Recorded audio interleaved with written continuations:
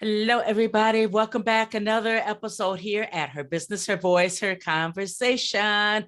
Well, I tell you, I had a conversation with this guest, today's guest. I think it was last year, maybe year before. I know it was before COVID hit. And this woman is so well traveled. I thought I hit a few spots. She just shut me down. And I shut down gladly to listen to her story.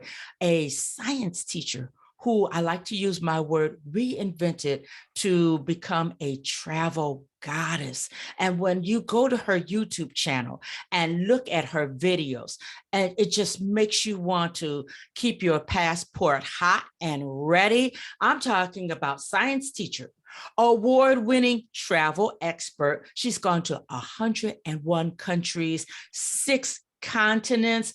We said travel videos, that place over there on YouTube has taken over 1.3 million views. I'm talking about Lisa Niver. Woohoo! Welcome, Lisa.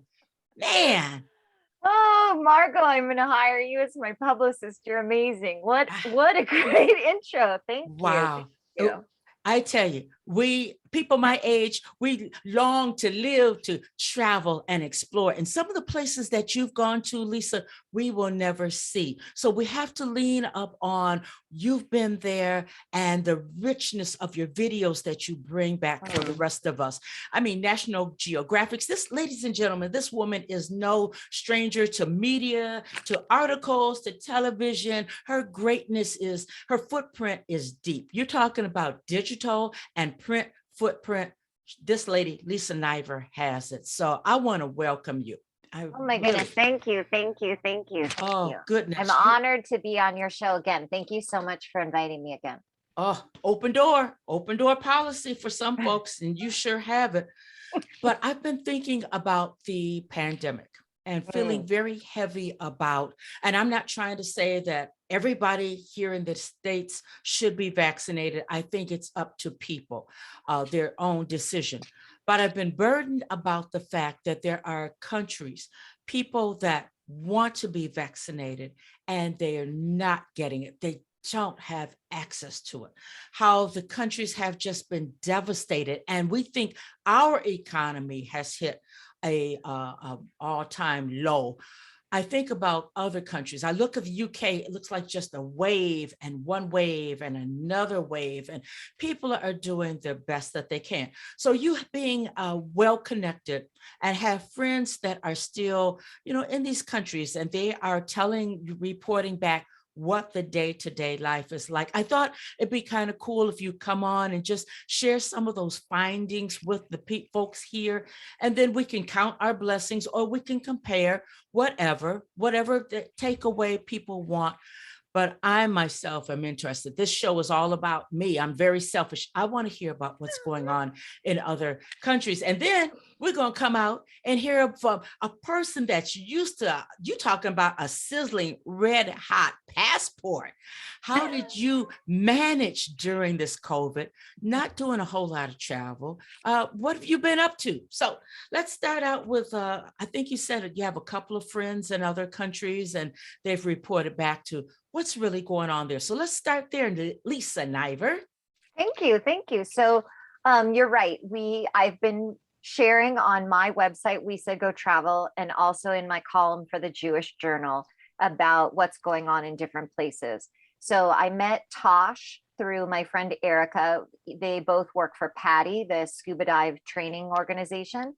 And Tosh is the territory director in Asia, and maybe more particularly Indonesia. And where he lives in Bali, they started supporting the local families and they've been raising money. So the thing that's different about a lot of other countries is there's no unemployment. Wow. So people that are unable to work because of COVID in general, throughout different times, there's been many issues in Asia with, the tsunami or the earthquake or other diseases in the past. Unfortunately, COVID and places that are very based in tourism, initially everyone in tourism lost their jobs. And Tosh told me then some of the banks closed, and then some other things closed. So his local village with 33 families, 22 families don't have a single person that's employed. So he's been raising money and doing food, essentially like care packages. So he said 100% of the money he takes in, it all goes to food. That's what they've determined in their area is the best way for them to work. And so I put that up on my website with his words and his pictures and a PayPal donation. So I feel like that's really the best thing I can do with my influence is to share stories. Like you said, some people might never get to Bali. It is I'm in California, it is quite a long journey by plane. And I mean, right now it's not open, but in the past. And so I felt like that was honestly the least I could do. I sent money, I put the information up, and I hope that it makes a difference. And then another friend of mine is a physician. I met him in India, oh my gosh, probably more than 10 years ago, Jonathan Reisman. And he has a book coming out in October. And he has he's been working in India for years with healthcare. But they started a COVID relief project, and they were specifically focused on oxygen and working to like help support ventilator issues. And so he shared that information with me, and I put that on my website also. They actually had a GoFundMe. I know everybody now with technology is like, one has a GoFundMe and one has a PayPal, but I feel like those are people I know. And I feel confident sharing that that money raised is doing local good. Okay. And I'm glad that you said that, because so many people, they're reluctant to give because so many times we give and we find out later on down the road, it didn't even reach the parties so in need. So as we felt good about giving, we later said, well, shoot, I was shystered, so I'm glad that you qualified that. People in dire need. I mean, not in need, dire need. Such a challenging time. And we had spoken previously about the South Pacific. And so I did reach out, unfortunately, with the South Pacific and COVID, in the effort to keep the islands protected. They've been closed now completely, basically all of 2020 from March. And as far as the information I've gotten, most of the areas, except for Tahiti, most of the areas will likely remain closed all this year. Wow. So let me process that along with anyone else that's listening. They have been, and their economy is built upon tourism, correct? Mainly tourism at this point, yes. Or prior to COVID, yes. Completely shut down.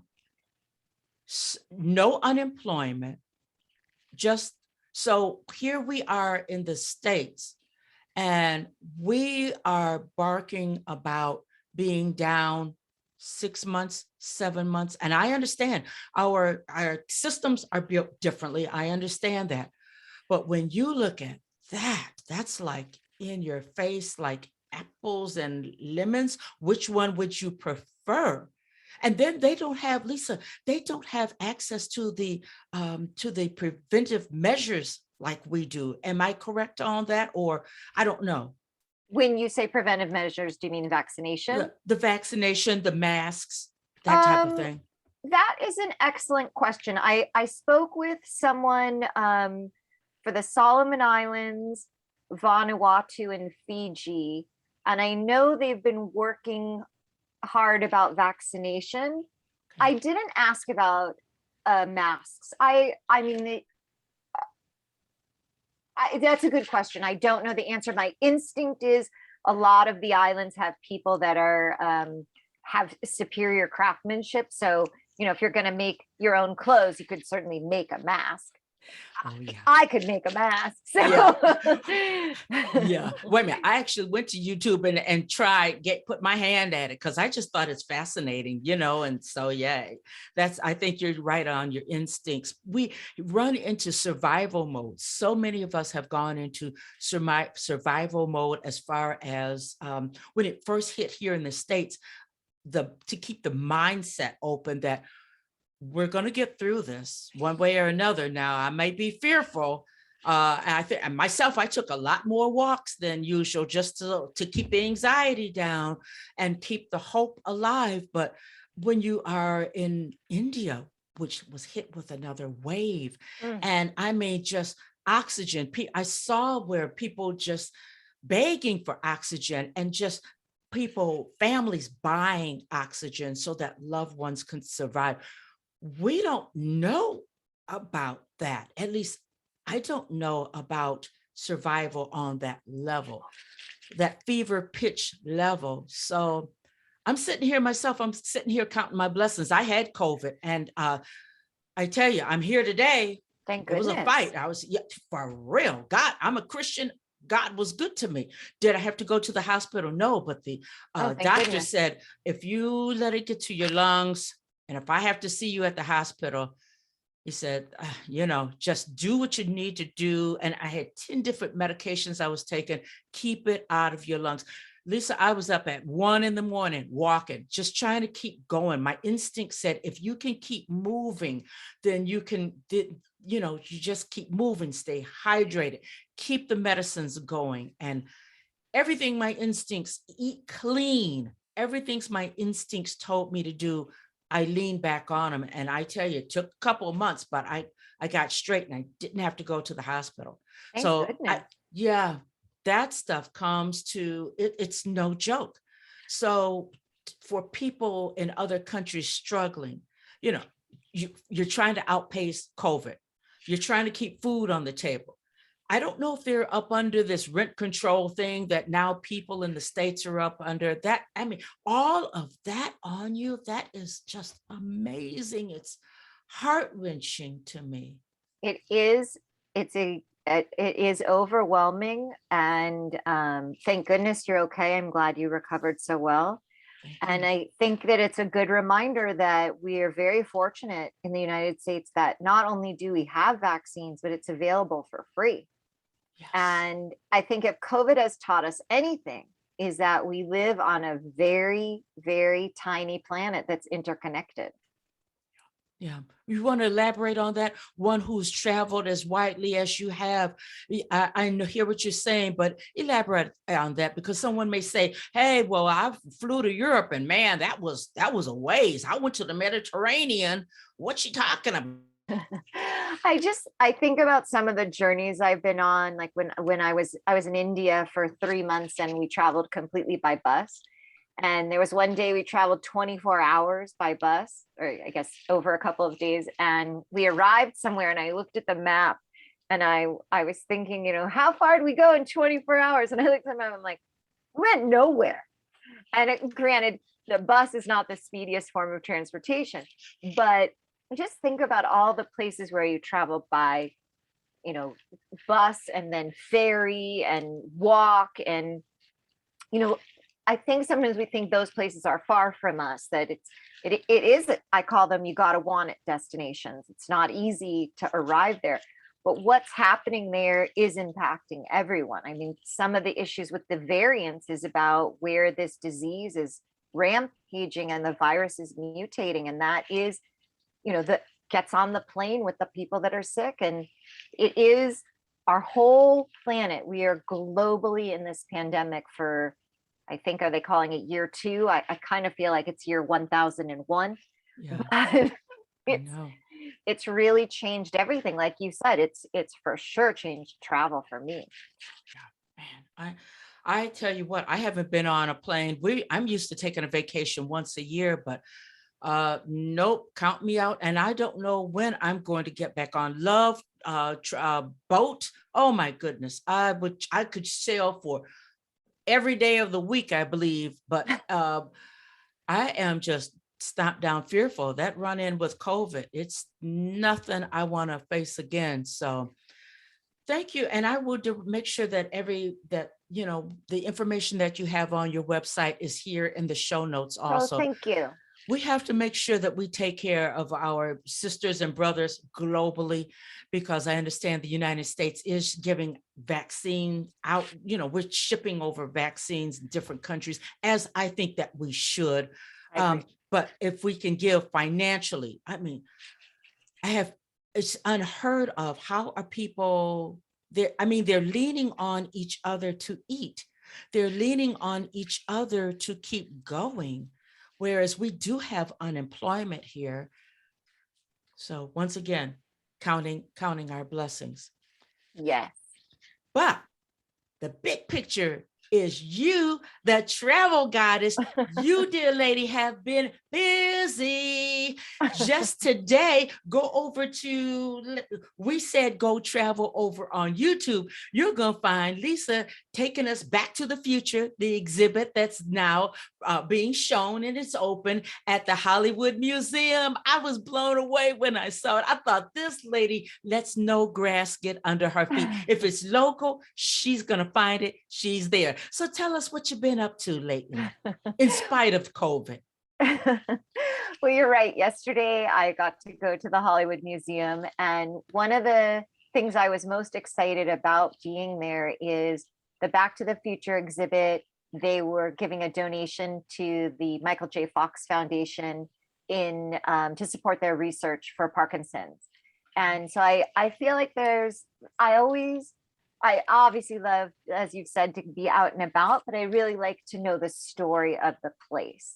And I loved the Back to the Future movies, and I recently read Michael J. Fox's latest book, and I just feel that, Parkinson's is a disease that needs support and research, and the Fox Foundation is doing amazing work. And I thought, what a great opportunity to have a great time and share information. And I've done some local trips. I met one of my editors and we went walking in Pasadena, and I did visit some college friends. I did get on a plane, but the first time I got on a plane was after I'd been 450 days in Los Angeles. Oh, I heard that. So I am going next week, my first time outside of California. It'll be about 530 days, I think, that I've been in California. And I'm going to go in Puerto Rico. They're having a celebration for next to the convention center, like a new complex with the arena and hotel. That's a Marriott Loft. And so I'm going to go celebrate. So that'll be really fun. Yeah, still within the States, but not going. I have a friend who's trying to get to Ireland in November, and I'm just thinking, well, I hope you get back all right. I would hate to go to Europe or Spain, UK, someplace and end up sick, and then you can't get back. I mean, it seems to me if you're within the States, you have that margin of protection. It's not so far away. Am I correct in feeling that way? What do you say? I think for me, my whole career, when I was working on ships or when I was backpacking in Asia, I've always had it in my mind, things could go wrong. And I've been very fortunate that I've been well. But I've always known, like when I was traveling in Asia, I knew that if I was sick, like how far was I from Bangkok hospital? That was where I wanted to get to. I wouldn't have tried to get home. I would have tried to get to Bangkok. And so I think now one of the things I've always had that in my mind, do I have the right insurance to get me back? Do I have a credit card that could help me? And am I taking good enough care of myself? Like I carry a credit card with me in my day pack, but I also have an extra credit card in my luggage. So if my day pack gets stolen, but I still have my luggage, I still have a credit card. So, I have an extra copy of my passport. So now with COVID is another level of, if I get sick, or what if they change the rules? Like, let's say you leave today to go to, like, your friend's going to Ireland.